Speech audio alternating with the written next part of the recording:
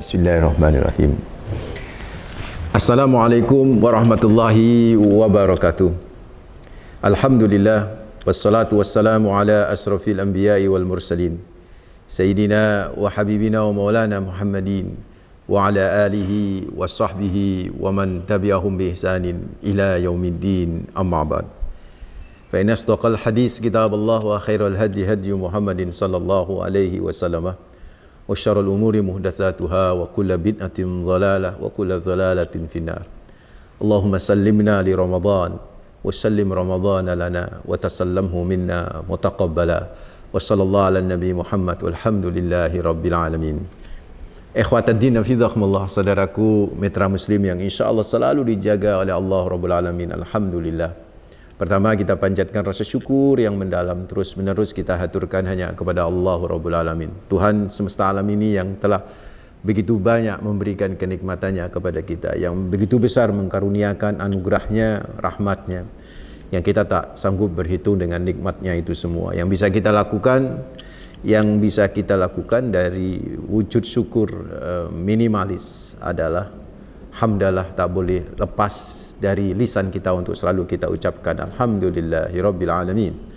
Yang kedua, salam dan salawat terus kita persembahkan kepada manusia terbaik, pemilik pribadi yang sempurna, teladan abadi bagi kita, Rasulullah Muhammad sallallahu alaihi wasallam, dengan ucapan Allahumma shalli ala sayidina Muhammad wa ala ali sayidina Muhammad. Semoga salam dan salawat kita kelak bisa menjadi syafaat bagi kita di hari akhir. Amin ya rabbal alamin. Saudaraku mitra muslim hafizakumullah yang insyaallah selalu dijaga sama Allah Rabbul Alamin. Ini masih awal Ramadan, saya ingin mengangkat satu tema yang berkaitan dengan Ramadan, berkaitan dengan musuh kita di bulan Ramadan yang konon katanya terbelenggu, yaitu setan. Saya kasih tema dengan judul musuh lebih ringan karena setan terbelenggu. Seharusnya kita lebih ringan karena salah satu musuh kita itu terbelenggu, seharusnya seperti itu. Saya terinspirasi dari spirit motivasi surat At-Taubah ayat 41. Sebenarnya nggak ada hubungannya kan ayat ini dengan ayat-ayat Ramadan, ya kan? Tetapi ketika saya membaca tafsiran dari surat At-Taubah ayat 41 yang ditafsir oleh Dr. Wahbah Az-Zuhaili, yang kebetulan saya baca di tafsir Al-Munir, dan kebetulan pula saya lagi ngajar itu dan saya sempat membacanya, berpikirlah bahwa oh Masya Allah, ada hal yang menarik yang bisa dikontekskan dengan Ramadan. Di surat At-Taubah ayat 41 itu Allah berfirman, infiru khifafa wa siqala wa jahidu bi amwalikum wa anfusikum fi sabilillah dzalikum khairul lakum in kuntum ta'lamun. Allah berfirman yang kurang lebih terjemahnya, infiru, berangkatlah kalian semua, khifafa wa siqala, baik dalam keadaan ringan karena nggak ada beban, wa siqala, atau dalam keadaan berat hati gitu kan ya, karena ada beban, misalnya lagi musim panen kok disuruh perang gitu kan ya, yang kan pasti akan ada rasa berat kan. Seperti beratnya bapak-bapak, ibu-ibu mitra muslim ketika berpuasa kan. Saya sering tanya Mas Nasir ke beberapa temen gitu kan, atau jamaah ketika lagi kultum tarawih itu kan ya. Apakah puasa kalian ini ikhlas? Pasti jawabannya ngomong ikhlas gitu kan. Serempak di masjid itu ngomong ikhlas. Terus saya bilang begini, andai puasa Ramadan ini hukumnya sunnah, andai puasa Ramadan itu hukumnya sunnah, apakah kalian ikhlas juga puasa selama sebulan di panas-panas kayak ini? Semua diam, nggak jawab itu. Kenapa? Karena sunnah gitu kan. Ada yang sempat nyeletuk, bisa Ustaz, kita semangat. Nah, saya tanya lagi, bagi yang semangat mau sunnah Ramadan puasa misalnya nih, Ramadan sunnah misalnya, emang di bulan Sya'ban puasa 1 bulan penuh? Enggak juga gitu kan. Kenapa di bulan Sya'ban enggak puasa sebulan penuh? Ya karena sunnah. Nah, berarti di bulan Ramadan itu berpuasa itu karena kepaksa kan, saya bilang gitu. Akhirnya mereka jujur menjawab, iya kepaksa. Kepaksa apa? Kepaksa wajib. Andai nggak wajib kan nggak kepaksa toh Mas Nasir itu kan ya. Sama kah kita kan? Andai nggak wajib ya nggak puasa kan. Paling kita puasa Senin Kemisnya di bulan Ramadan. Paling kita puasa ya Ayyamul Bid di bulan Ramadan ya. Untuk utuh 1 bulan mungkin enggak ya gitu kan ya. Karena kepaksa. Tapi kan kepaksa itu bagus. Karena apa? Kepaksa wajib. Kepaksa karena Allahu Rabbul Alamin. Jadi sama dengan jihad gitu kan ya. Sama dengan jihad. Ketika perintah jihad perang Tabuk ini, ayat At-Taubah terkait dengan perang Tabuk kan. Perang Tabuk itu perang di mana itu di musim panas, di waktu panen raya kurma itu kan ya. Panen semua itu sebenarnya. Wah, berat tuh sahabat tuh. Maka disebutkan sama Allah, diakui sama Allah bahwa itu berat dan tidak apa-apa, yang penting ikuti perintah Allah, ya enggak?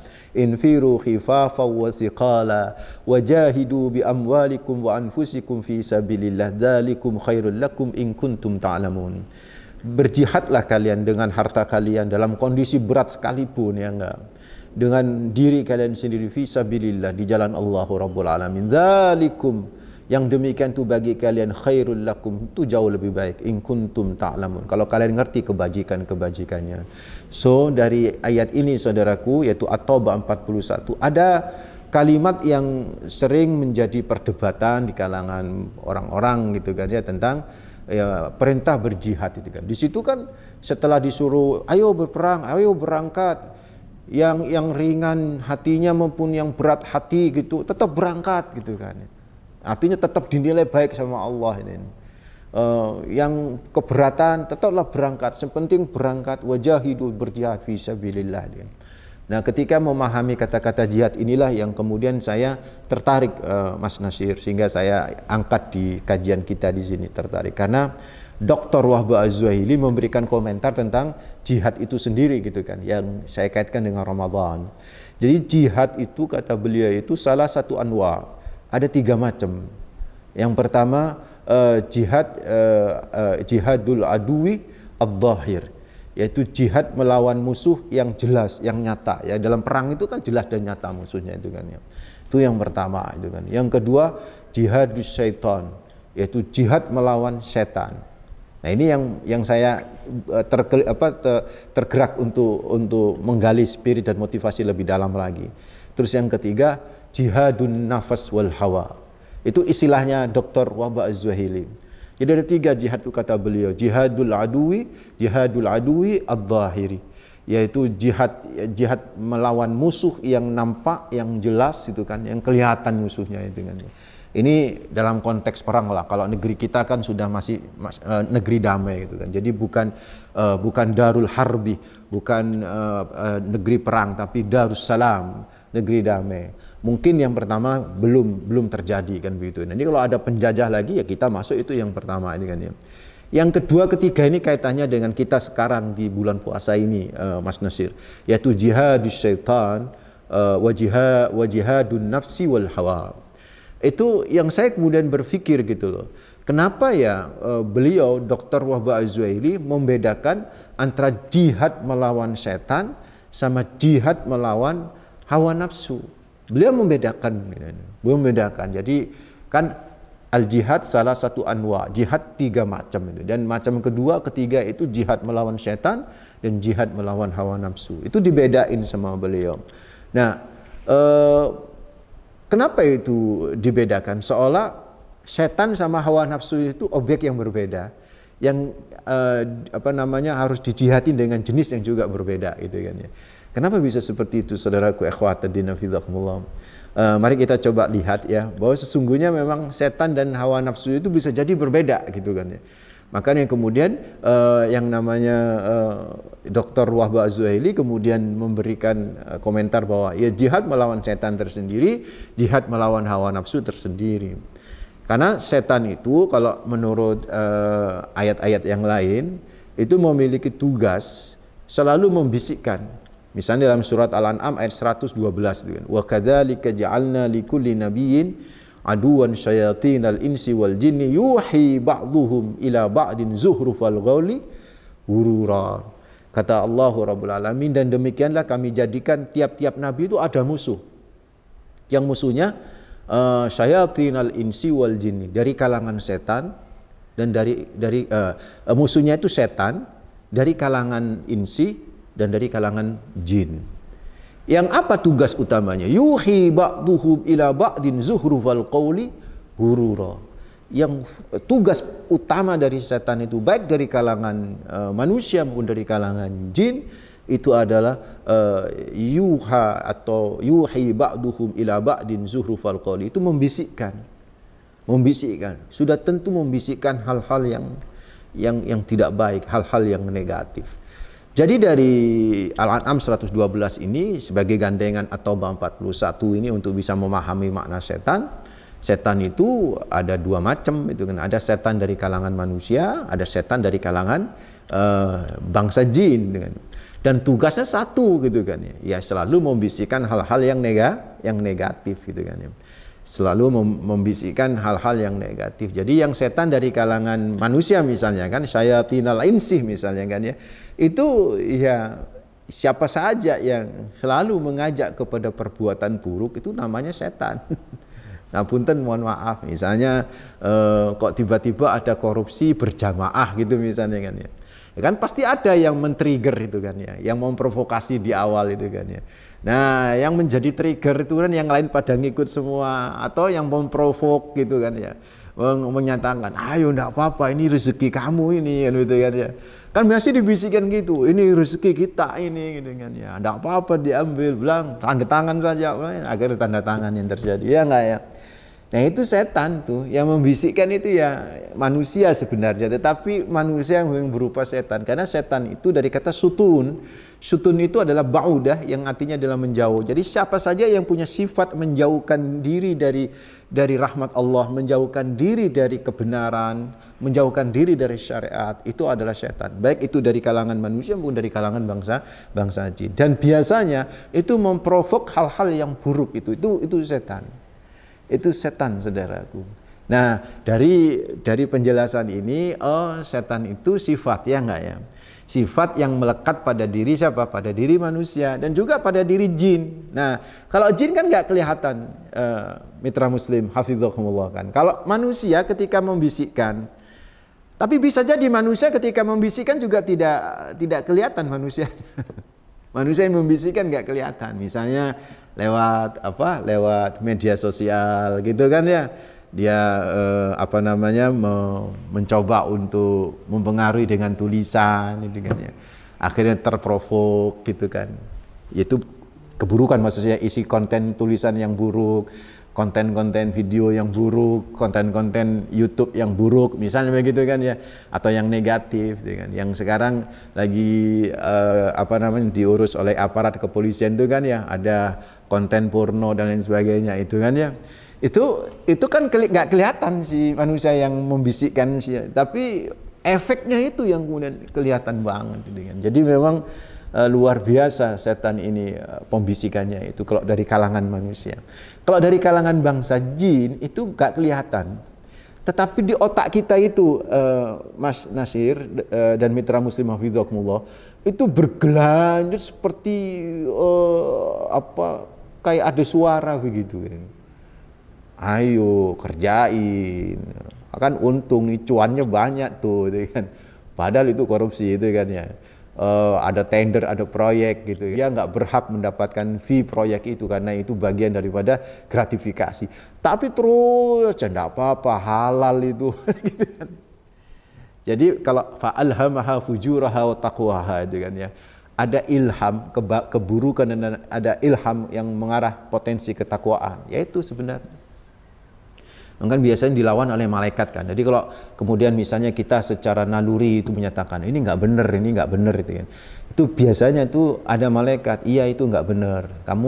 Kamu sudah berpikir nggak? Nah itu saudaraku, ikhwatadina fillah. Nah terus peran hawa nafsu di mana? Nah disinilah hawa nafsu itu apa kan gitu. Jadi setan sudah saya bahas ya. Kalau nafsu itu sendiri itu netral. Mas Nasir, nafsu itu netral.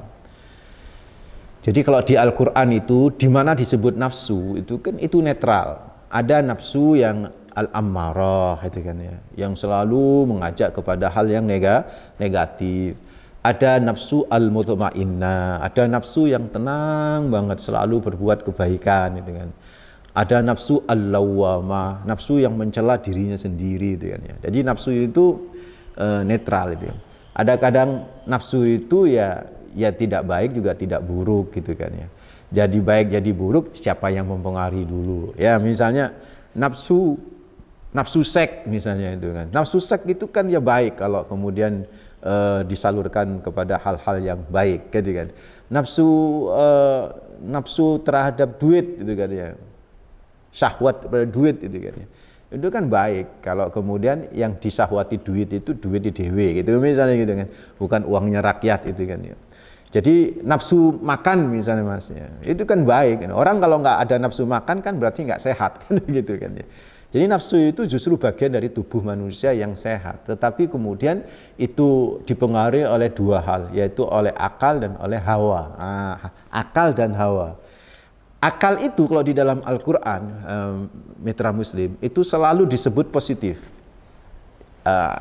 Anda lihat di dalam ayat-ayat Allah, setiap Allah berbicara akal, itu pasti positif. Ya kan? Seperti la'allakum ta'qilun, la'allahum ya'qilun, afala ta'qilun itu kan. Selalu jadi orang-orang yang tidak melihat ayat-ayat Allah sama Allah digugah akalnya. Apa kamu nggak menggunakan akal? Apa mereka nggak berpikir gitu kan ya. Jadi akal itu kalau di Al-Quran disebut itu selalu positif. Berbeda sebaliknya dengan hawa, al-hawa ya pakai ha ya, al-hawa. Itu selalu negatif. Sekalipun al-hawa itu bersifat umum ya. Al-hawa itu kalau secara terminologi hawa ya. Hawa itu secara terminologi itu artinya kecintaan, kecondongan itu namanya hawa. Jadi misalnya di Al-Quran sih ada istilah yahwi gitu kan ya. Yahdi kecenderungan itu kan. Tapi kalau derivasinya itu hawa, tak ada di Al-Quran itu yang positif. Selalu negatif. Wala tattabi'il hawa fayudillaka an sabilillah. Seperti contoh itu. Janganlah ikuti hawamu. Hawa itu yaitu keinginan, kecenderungan yang negatif. Jadi di Al-Quran al-hawa itu konotasinya selalu negatif. Nah kalau hawa ini mendominasi nafsu, maka nafsu menjadi buruk. Maka dalam bahasa Indonesia disebut hawa nafsu. Nah, Dr. Wahbah Az-Zuhaili itu memadukan itu jihadun nafas wal hawa, yaitu memerangi, berjihad melawan nafsu dan hawa, maksudnya hawa nafsu. Dibedakan dengan memerangi setan. Jadi seolah-olah dua objek yang berbeda. Jadi kesimpulan awal nih mitra muslim bahwa dalam diri manusia itu ada dua musuh utama gitu kan ya. Musuh yang bersifat eksternal dan musuh yang bersifat internal. Yang internal itu ya hawa nafsu itu. Kita punya keinginan-keinginan yang kadang-kadang keinginannya buruk gitu kan. Ya memang tidak selalu yang namanya keinginan itu buruk. Bisa jadi keinginan itu baik. Tetapi ketika keinginan itu, nafsu kita itu, nafsu itu kan keinginan, jiwa yang selalu ingin kepada sesuatu itu kan. Itu didominasi oleh hawa, yaitu keinginan yang negatif gitu kan. Jadilah hawa nafsu, gitu loh.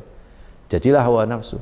Nafsu memperoleh duit, nafsu memperoleh cuan, istilahnya anak-anak sekarang, anak muda sekarang. Cuan itu untung, nafsu untuk mendapatkan keuntungan dari sebuah proyek. Nafsu untuk mendapatkan keuntungan dari sebuah trading misalnya gitu kan ya. Oh besar banget itu kan, boleh kan. Tapi ketika nafsu itu didominasi oleh hawa, saudaraku, maka yang terjadi hawa nafsu itu adalah pasti akan menzolimi orang lain dan akan menyesatkan orang lain. Nah disinilah saudaraku, di dalam diri kita itu sudah bercokol yang namanya nafsu gitu kan. Ada nafsu makan, ada nafsu seks, ada nafsu-nafsu yang lain gitu, nafsu untuk mendapatkan duit, nafsu untuk kemudian beraktivitas dan lain sebagainya. Tetapi ketika nafsu-nafsu itu terdominasi oleh nilai-nilai negatif yaitu hawa, nah ini yang kemudian jadi masalah itu saudaraku. Dan itu ada di dalam diri internal kita. Setan, nah kita bicara setan, baik itu yang berupa dari kalangan bangsa manusia maupun dari kalangan bangsa jin, itu ngompor-ngompori nafsu itu gitu loh. Contoh misalnya Kita kan nafsu makan gitu kan ya. Nafsu makan. Nah, setan ngompor-ngompori, ayo makan itu, makan ini. Lah itu kan haram. Enggak apa-apa haram, titik aja kan begitu. Nah, itu yang ngompor-ngompor di otak kita atau di depan kita. Ya kan ada kadang-kadang ya kan. Mungkin teman atau teman dekat gitu kan ya, yang mungkin nggak paham agama gitu kan ya, misalnya nggak apa-apa ini satu seloki nggak apa-apa minum kan gitu. Ini dia ngompor-ngomporin gitu ya. Mohon maaf, yang rata-rata orang yang terlibat atau terkena narkoba itu akibat pertemanan juga gitu kan, yang pertemanan yang tidak baik gitu kan ya, yang dimana diajak bolak-balik, di WA ajak bolak-balik. Nah itu yang disebut dengan pengaruh buruk, yaitu setan. Terus kaitannya dengan Ramadan gimana Pak Ustadz yang setan terbelenggu? Nah ini kan, memang ada hadis dari riwayat Bukhari ya kan, dan riwayat Imam Muslim, idza jaa Ramadan futihat abwabul jannah wa ghuliqat abwabun nar wa sufidat as-sayatin. Ketika datang bulan Ramadan, terbukalah pintu-pintu surga, tertutuplah pintu-pintu neraka, dan terikatlah atau terbelenggulah setan. Ini kalau dalam bahasa Arab disebut mabni majhul. Jadi kalimat kata kerja dibuka, futihat ya kan, itu kan mabni majhul. Artinya kalimat pasif kalau dalam bahasa Indonesia. Tidak disebut siapa subjeknya yang membuka surga, siapa subjeknya yang menutup neraka, siapa subjeknya yang membelenggu. Yang membelenggu apa? Membelenggu setan atau yang mengikat setan. Kan nggak disebut di sini oleh Rasulullah Muhammad SAW. Seolah Nabi ingin ngasih tahu, belum tentu Allah yang membuka itu pintu surga, belum tentu Allah yang menutup pintu neraka, dan belum tentu Allah yang mengikat setan. Terus siapa? Bisa jadi manusia itu sendiri yang membuka pintu-pintu surga. Misalnya di bulan Ramadan ya kan, di bulan Ramadan mestinya kan banyakin amal soleh. Orang yang di bulan Ramadan bersemangat memperbanyak amal soleh, itu indikasinya membuka pintu surga bagi dirinya. Jadi orang yang kemudian bersemangat ingin membuka pintu-pintu surga, banyakin amal soleh di bulan Ramadan. Dan bersemangat ingin menutup pintu-pintu neraka, ya sudah. Jangan sampai melakukan perbuatan maksiat ya nggak di bulan Ramadan ini gitu kan. Dan kalau kepingin setan dibelenggu oleh dirinya, artinya lawan gitu loh. Bisikan-bisikan itu lawan. Itu yang dimaksud oleh Dr. Wahbah Az-Zuhaili, jihadus syaitan wa jihadun nafsi wal hawa gitu kan. Yaitu melawan setan. Ya setan itu bisikan-bisikan itu dilawan gitu kan. Nggak usah diturutin gitu kan. Bisikan-bisikan baik dari kalangan manusia yang ngajak untuk berbuat buruk, maupun dari kalangan bangsa jin yang ada di otak kita yang terus bersuara-suara, itu lawan gitu kan. Itu makna sufidat asyayatin itu kan. Itu makna terbelenggunya setan. So, saudaraku ikhwataddin fillah mitra muslim, ini awalnya yang ingin saya coba angkat diskusi, bahwa ayo Bapak Ibu mitra muslim senantiasa bersemangat beramal soleh, senantiasa Ramadan ini ya kuatinlah amal solehnya itu, dan hindari perbuatan maksiat sekecil apapun ya enggak ya, supaya secara tidak langsung membuka pintu-pintu surga dan menutup neraka. Dan kalau neraka ditutup kan setannya terbelenggu, itu kan otomatis seperti itu. Itu kurang lebih seperti itu pemahamannya yang bisa saya ambil dari pendapat Dr. Wahbah Az-Zuhaili. Mudah-mudahan bermanfaat. Artinya ayo kita belenggu setan ya kan, dengan diri kita, dengan kemampuan kita. Satu, dengan amal soleh sudah tentu ya. Terus yang kedua, ya sebenarnya kan musuh kalau sudah terbelenggu kan ringan nih musuh kita ini. Nah, mumpung dalam bahasa Jawanya, mumpung ini dibelenggu setan, kita lebih ringan kan menghadapi musuh ini, karena cuma musuh ini nafsu kita saja. Mari kita perbaiki kualitas puasa kita untuk bisa menekan nafsu ini, sehingga kita insya Allah benar-benar berhasil dan berkualitas puasa kita. Aqulu qouli hadza wa astaghfirullah li wa lakum innahu wal ghafurur rahim. Mohon maaf. Assalamualaikum warahmatullahi wabarakatuh.